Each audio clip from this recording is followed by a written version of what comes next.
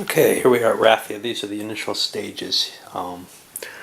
Antiochus sent his heavy cav. This is his royal guard, royal squadron, moved over to begin a flanking maneuver. His plan to pull the elephants up in a line failed. He didn't get the momentum. He can't do it. So he's kind of stuck in this exposed position. I don't know how big a deal that is, but it's certainly not what he wanted. The Egyptians respond by moving their phalanx forward. Now, they had to do this because of the rigid order of the initiatives. Yes, you can try to break that, but in general, it's so much safer to just follow it when there's no compelling reason not to. They moved forward. That kind of exposes the phalanx sides. Now, I don't know, 1, 2, 3, 4, 5. There's nothing really out there. Of course, they've completed their movement, and that means that it would be possible for some of these units, and some of them aren't that huge, some of these commands, to move forward and dump themselves into a flanking position on the phalanx there. That might be of worth. I have to kind of balance that and look at how that'll work out, but because I'm not entirely familiar with the rules for this one. Normally, you have the choice of sending a line forward or not. Well, here, the commanders can command lines twice, but that means since there's 2 lines under their command, they can send one forward but not the other, and then they have to hope to get an initiative, a momentum to pull the second one up. So that's kind of a weird situation, or they could just, do an ad hoc command as well. So anyway, because of the initiative ordering, this is what we're seeing. The Seleucids decided to pass with their phalanx and hold it back. They kind of want to, attempt an enveloping attack, or at least make the Egyptians come to them. Whichever way it works, Okay, keep pushing onward, but this is a big, long frontage. A lot's going to be going on all over it, and it's kind of scary, actually, just how big a battle this is going to end up being, all at once, kind of, as opposed to what I'm used to with the other battles, which is that even if there's a big map like this, there's sort of one central area where most of the fighting's happening. This isn't going to be like that. This is just spread out all over. It's not that much larger an army, but it's a lot of space to stretch that army across. So the Seleucid right flank is beginning to develop. The whole section, both sides of the battlefield, but on the Seleucid right flank, we're seeing their cavalry lined up. They actually got struck by some of the, what are these, Thracians? Thessalians. And we've got the Thracians actually refusing the flank up here. Just because I see that this is where all the weight is on their side, I don't want to I don't want to be enfiladed there, particularly, and there's no one to command those elephants. They're just going to be a mess. Unless I get Ptolemy over there, it's not going to help.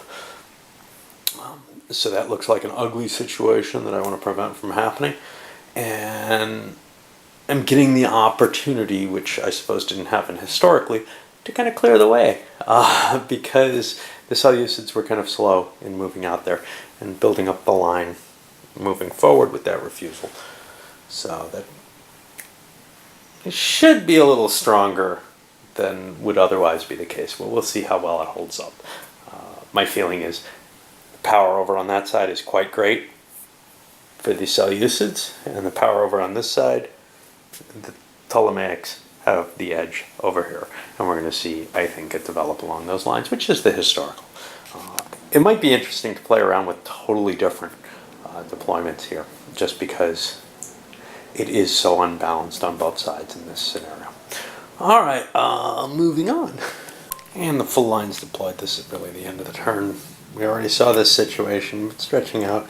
We're seeing the Egyptians have moved forward a little bit more everywhere. Only back here with the Gemma guard did they not move at all, and then back here with the cav, they didn't want to bring that up yet. They don't want to try to engage that until the elephants have had their shot. They think their elephants with leadership are going to be able to handle the stronger Indian elephants of the Seleucids who do not have a commander. And that's kind of a weird thing in the game, the fact that you have, these large commands in terms of the elephants here and the elephants all the way down there under the Egyptians that can't do a thing. Definitely a different feel than what you have in the other Raphia game. Anyway, I'll move on to the next turn. We should be seeing a little bit more engagement, hopefully. Well, we'll be able to see these elephants come in, I think. It looks like no matter what, the Seleucids are going to get their line move. That's the kind of interesting thing here. Line moves are automatic in this one, which kind of makes sense for phalanxes. I think it feels like, the battles between Pyrrhus and the Romans. Pyrrhus really should have been able, I think, to move his forces a little bit better. Of course, he does well enough in that because he's such a good leader, and maybe the leadership of all his units is so good that line commands are fairly likely. But here it's kind of interesting to just see him being able to throw off, and I also kind of like the individual commander with an individual leader. It's always kind of weirded me out in the SPQR battles so far, which was, oh yeah, some dude comes over and tells me what to do. Now, the Romans had limitations on that, and some of the scenarios specify them, but for the most part, all the commanders could command any of the units, and they can multiple command them. Yeah, that wears them out, but basically you can shift people around at will, and that's feels a little funny in most of the scenarios. It's kind of nice to see it here, whether it's this rigid command hierarchy. Alright, on to the next turn. Antiochus launches his elephants. We're seeing this here.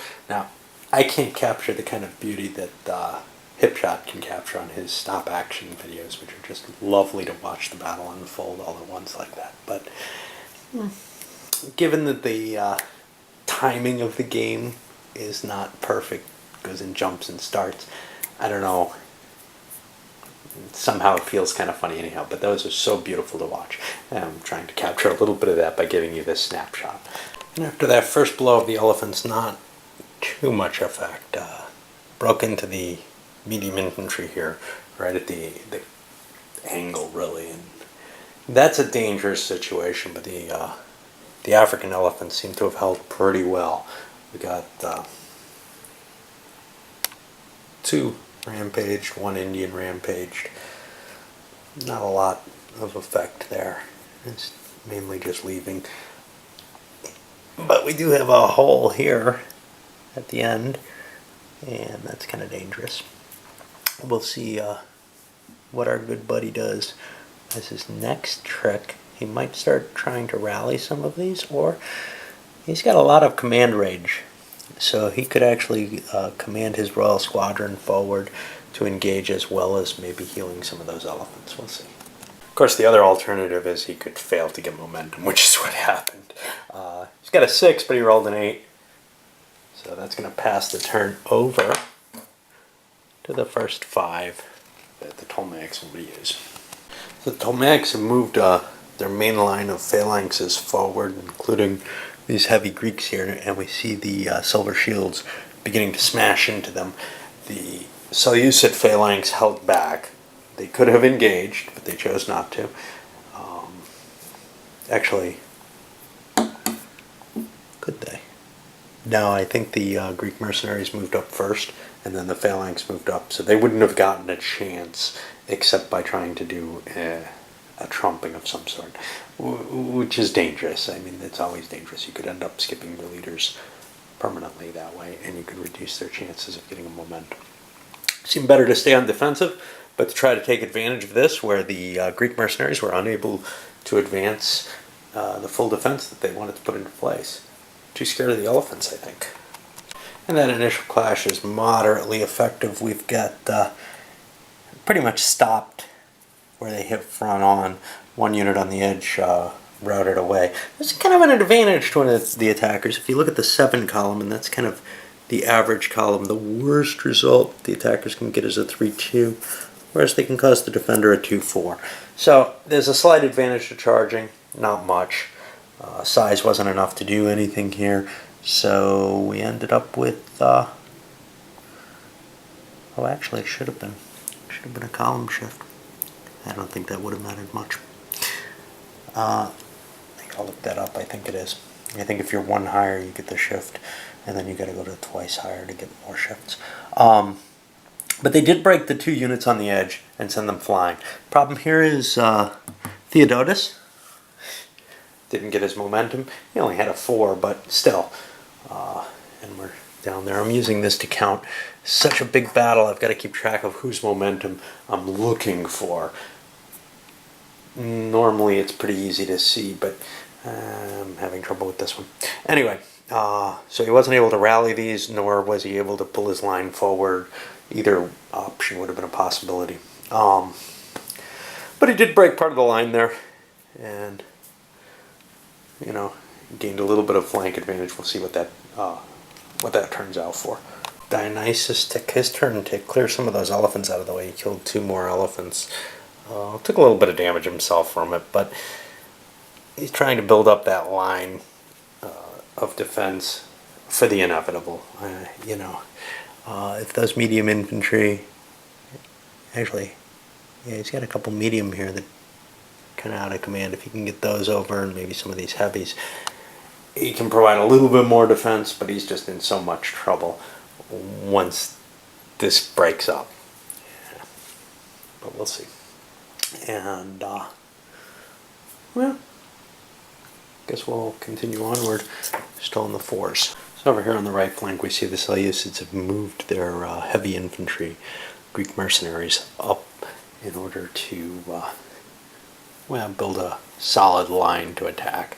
They really want to break that whole flank down, and it looks pretty strong there. They also threw their we have these, they threw some light infantry up against the phalanx and some of the heavies there. Just slow them down, throw some missiles at them, weaken them a little bit. That stuff's going to break, but it can be an annoyance factor. And similarly here, they mainly engaged the heavies here, but they actually caught a light as well. Seeing the Ptolemy moving his elephants forward, he still hasn't hit with them. He didn't want to come slamming in head on against the better Indian elephants. Repositioning his cav, just trying to get himself to the point where he can actually do some damage on that front, because it's kind of iffy. And likewise, he's kind of moving forward slowly with the phalanx, maybe too slow, because if this breaks too early, he'll have too much of a disadvantage to make up for the slight advantage that he has in terms of quality and size of some of those units coming in. All right. We're getting towards the end of the turn, but we still got a lot of units that haven't moved. The situation over here is developing very interesting fashion. A lot of those light troops came forward, especially the Arabs moving forward to stop that phalanx or slow it down. In particular, they managed a flank attack. Got kind of lucky on their tactical quality rolls before they charge and actually made an attack, routing one of the phalanxes. But then the second line came in and did a pass-through, which is a painful thing in and of itself. And then just as they were coming up to the front, they said, actually, the side of the phalanx, they said, those guys are fighters, and turned and ran back here. That was one momentum. He didn't get a second one. So, kind of a painful situation for Ptolemy, though, to lose a big phalanx unit to really just harassment tactics. Well, that's the end of the round after the fighting, and what do we got? The Libyan heavy infantry launched forward, and somehow I lost a peltist. He didn't move with his rest of his formation, so he's kind of lost back there. Everything kind of blends together, especially with all of them the same color. At first I thought, wow, so cool. This is like the first scenario I've played where it's not this multicolored army against another.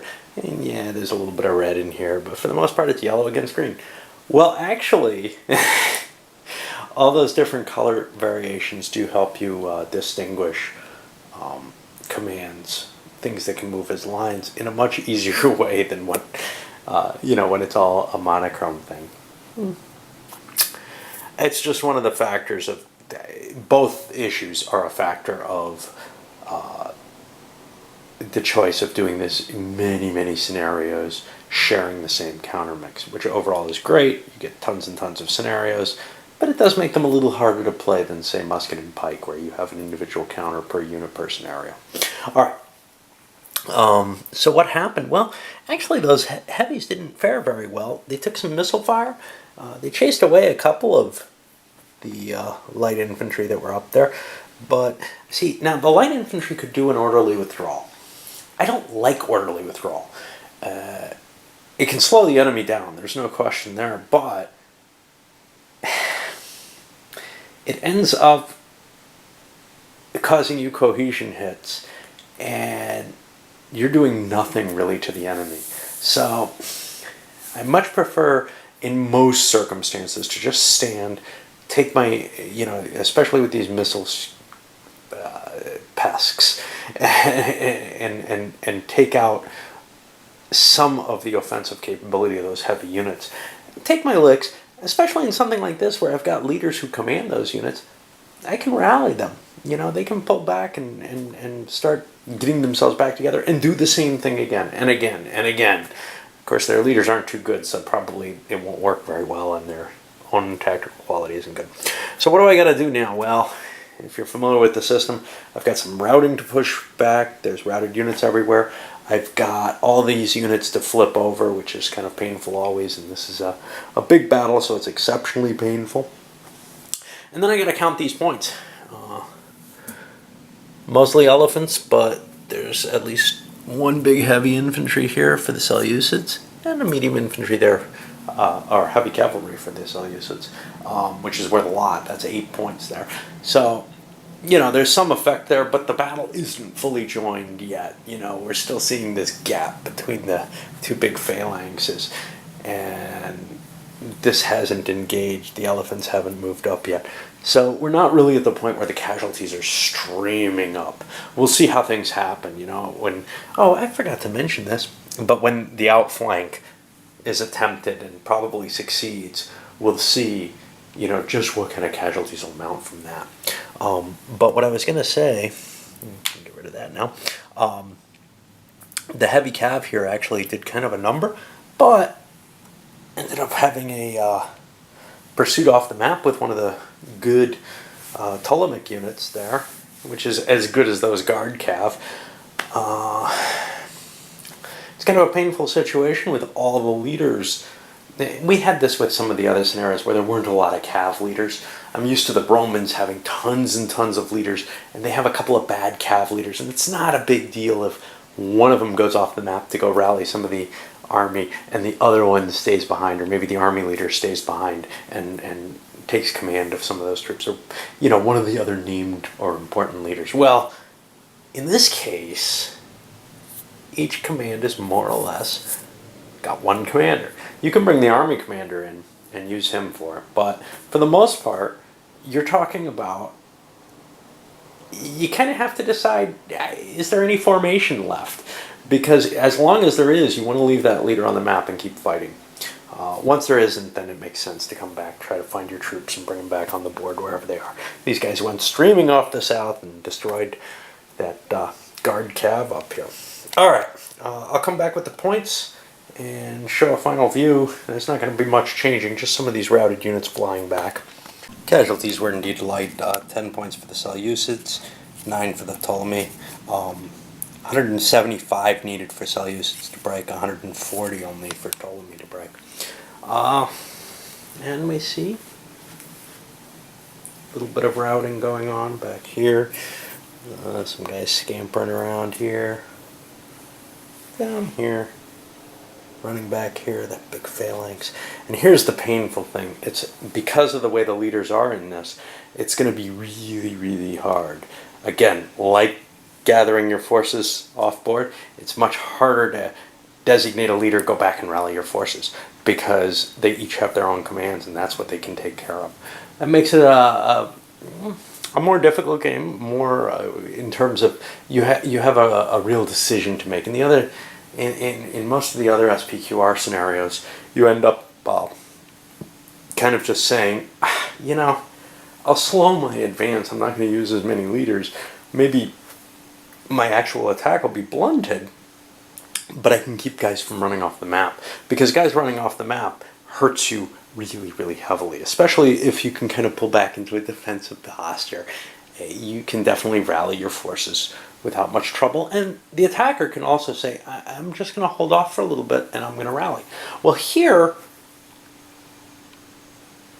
holding on, if you pull back to rally with the leader in that command, your command is now out of command essentially, and it's going to be much, much harder to even fight defensively in that case. So I think, and we saw that in Samurai too, where whole commands got knocked out. We don't see that as much in SPQR, and I kind of like it better. I don't know how, I don't really know how historically resilient Roman and Carthaginian, etc. units really were, whether they had that ability to just keep fighting and fighting and fighting and bringing back all these forces. In a battle like this, it feels natural to me to have them running off the map. You can go back and rally them.